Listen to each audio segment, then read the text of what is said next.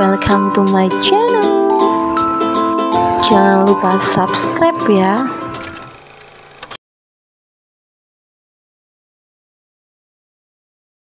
Indah masuk ke dapur. Ada Yanti yang terlihat sedang menyiapkan makanan. Hal biasa yang Yanti lakukan setiap kali Enggar pulang dari kantor. Namun Indah sama sekali tidak ingin mengatakan kalau Enggar sedang memintanya untuk menyiapkan makan. Wanita itu mengambil cabai, bawang merah, dan putih lalu mencucinya. Ia mengulek ketiga benda itu dan menambahkan sedikit garam dan gula merah. Sambal siap, Indah mengambil nasi dan menaruh sup di mangkok yang lebih kecil. Ia menata semuanya di nampan. Ada sedikit rasa curiga di benak Yanti. Untuk siapa Indah menyiapkan semuanya? Bukankah Yesa baru saja makan?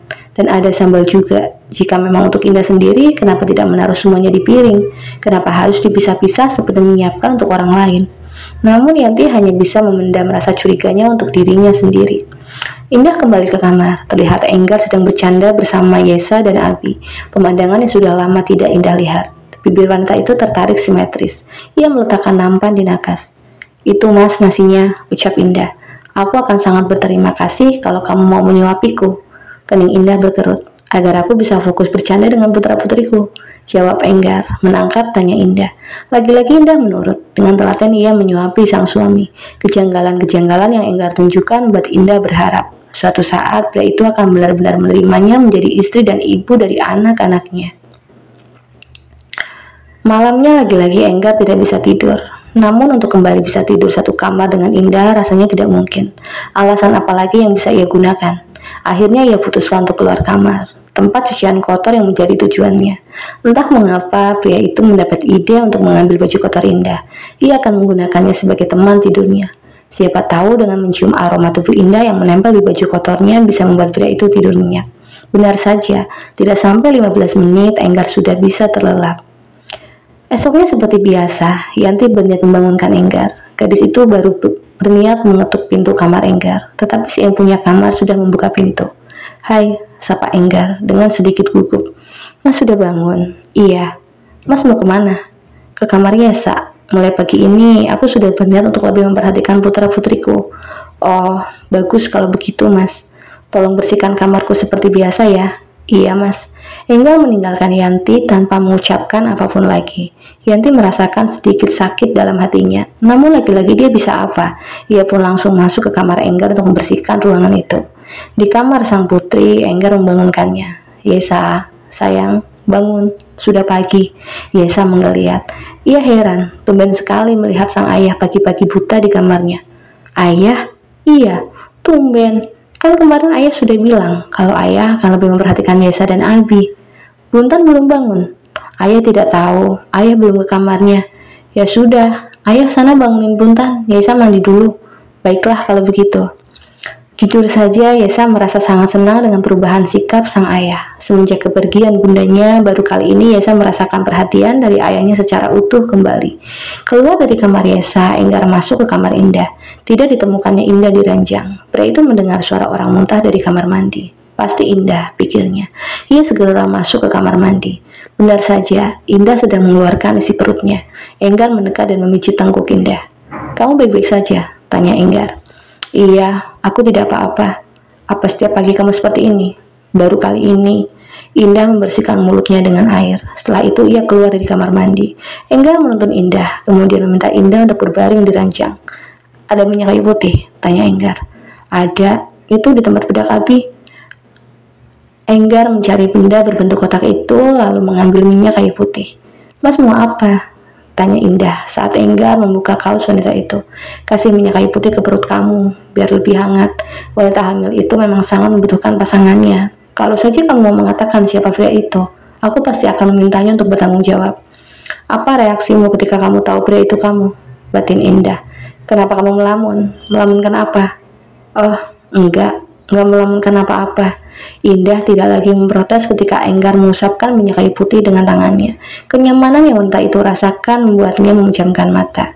Enggar pun merasakan hal yang sama, hingga refleks pria itu mengecupi perut Indah yang memang masih belum mengalami perubahan.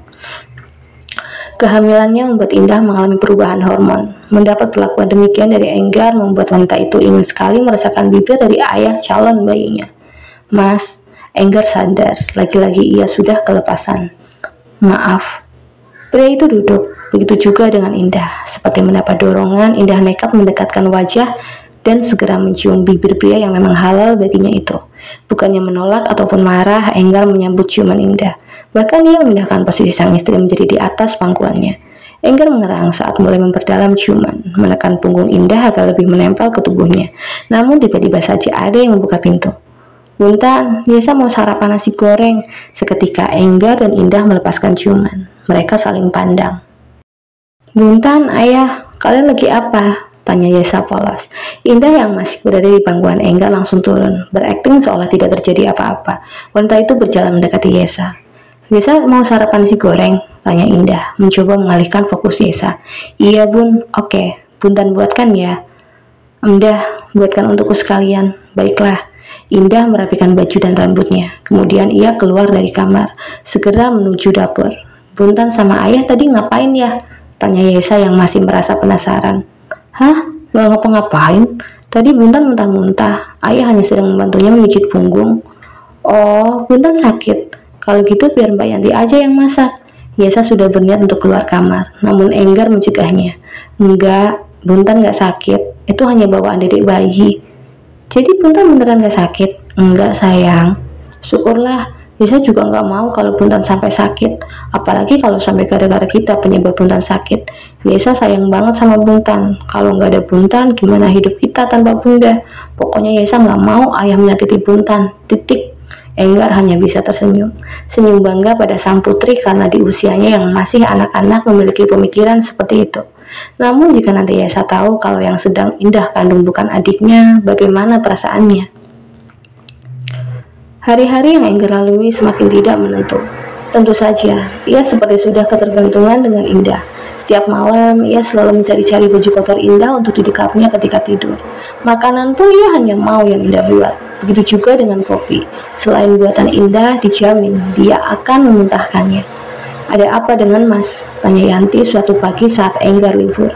"Ada apa? Kenapa memangnya?" "Kenapa sekarang Mas hanya mau memakan masakan Mbak Indah? Kopi pun begitu." Enggar tersenyum sungkan. Jujur saja ia merasa bersalah terhadap Yanti. "Aku juga tidak tahu." "Oh iya, setiap pagi aku menemukan baju kotor Mbak Indah di kamar Mas. Buat apa?" Enggar nyengir. Ia bingung, haruskah ia jujur? "Kenapa Mas?" "Hanya untuk aku cium baunya." Aneh. Yanti mendapat kabar jika orang tuanya sakit. Selama menjalin hubungan dengan Enggar, gadis itu sudah mengatakan pada orang tuanya. Karena itulah orang tua Yanti pun meminta Yanti membawa calon suaminya ke rumah. Enggar pun meminta izin pada Indah. "Dah, aku harus menemani Yanti pulang," kata Enggar. "Ngapain? Orang tuanya sakit. Apa seorang majikan wajib mengantar pembantunya pulang?" Akibat Enggar yang kini semakin dekat dan semakin bergantung padanya membuat Indah lupa jika Enggar memiliki hubungan spesial dengan Yanti. Bukan sebagai majikannya, aku mengantarnya sebagai kekasihnya. Hati Indah teriris rasanya. Tentu saja, siapa yang tidak sakit saat suaminya mengatakan di depannya tentang hubungannya dengan wanita lain. "Sorry, aku lupa kalau kalian pacaran." "Tidak apa, aku hanya ingin minta tolong padamu. Tolong jaga anak-anak selama aku pergi. Jangan katakan kepada mama papa kalau aku sedang menemani Yanti." "Lalu aku harus mengatakan apa?" "Katakan saja aku ada reuni dengan teman sekolahku." "Tolonglah," mohon Enggar. "Baiklah. Oh ya, maukah kamu masak untukku? Untuk bekal selama aku di rumah Yanti?" "No, kamu suruh saja Yanti masak. Kamu tahu sendiri, entah ada apa denganku. Sekarang aku hanya bisa makan masakan kamu. Aku tidak peduli. Silakan kamu tanggung sendiri. Kan Mas yang mau untuk pergi." Tidak ingin mendengar apapun dari Enggar, Indah meninggalkan Enggar yang masih sangat berharap istrinya berubah pikiran. Enggar dan Yanti tiba di rumah orang tua Yanti. Di luar dugaan Enggar, tadinya ia berpikir orang tua Yanti sedang terbaring lemah dalam kondisi yang sangat parah. Ternyata hanya tidak sehat. Jalan pun masih sangat mampu. Enggar memperkenalkan diri. Terlihat wajah sumringah orang tua juga saudara Yanti yang datang ke rumah saat tahu Yanti pulang. "Kami sangat senang, Nak Enggar mau menjalin hubungan dengan putri kami," ucap ayah Yanti. "Tidak apa-apa meskipun Nak Enggar duda. Saya yakin Yanti pasti bisa mengomong anak-anak Nak Enggar," lanjutnya. Iya Pak, jawab Enggar. Ia tidak tahu harus berkomentar apa. Umur Yanti sudah pantas untuk menjadi seorang istri. Kami harap Nak Enggar bisa segera meresmikan hubungan. Tidak perlu pesta mewah. Bagi kami, asal sah saja itu sudah cukup. Wajah Enggar terlihat kaku. Meresmikan hubungan. Menikah. Enggar pulang dari kantor. Seperti biasa, matanya tak bisa berhenti mencari-cari keberadaan sang istri, meskipun ada kekasih hati di hadapannya. Saat Yanti sedang membuatkan kopi, ya Enggar memang sekarang berusaha untuk menghargai apapun yang dilakukan oleh Yanti. Ia mencoba masuk ke kamar Indah setelah sebelumnya tengok kanan kiri, memastikan tak ada yang melihatnya. Begitu ia membalik badan setelah menutup pintu dengan pelan, bertepatan dengan Indah yang baru saja keluar dari kamar mandi. Hanya lilitan handuk yang membalut tubuhnya. Mas! Mata Indah melebar karena rasa terkejutnya. Dah, tidak hanya Indah, Enggar pun terkejut. Namun ia tetap berjalan mendekat. Ketika sudah berada di depan wanita itu, Enggar tidak bisa membohongi dirinya sendiri bahwa ia sangat mendambakannya.